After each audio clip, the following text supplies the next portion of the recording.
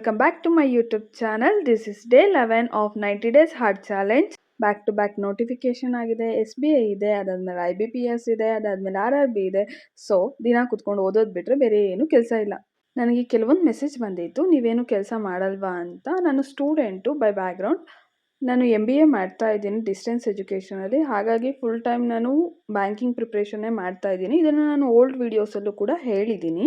ಇನ್ನೂ ಮೆಸೇಜ್ ಬಂದಿತ್ತು, ನೀವು ದಿನಪೂರ್ತಿ ಹೇಗೆ ಓದ್ತೀರಾ ಅಂತ, ಮತ್ತು ನಿಮಗೇನು ಕೆಲಸ ಇರಲ್ವಾ ಅಂತಲೂ ಕೇಳಿದರು.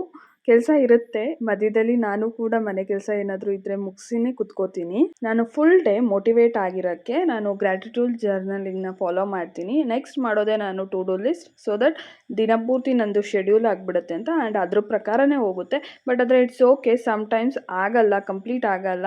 It's okay, it's completely okay. Ups and downs ಇದ್ದೇ ಇರುತ್ತೆ. ಹೋಪ್ ನನ್ನ ವಿಡಿಯೋ ನಿಮಗೆ ಹೆಲ್ಪ್ ಆಗ್ತಿದೆ ಅಂತ. ಹೀಗೆ ಸ್ಟಡಿ ಮಾಡ್ತಾ ಇರಿ ಆ್ಯಂಡ್ ನನ್ನ ವ್ಲಾಗ್ಸ್ಗೆ ಸಪೋರ್ಟ್ ಮಾಡ್ತಾ ಇರಿ. Thank you for watching my videos. Bye bye.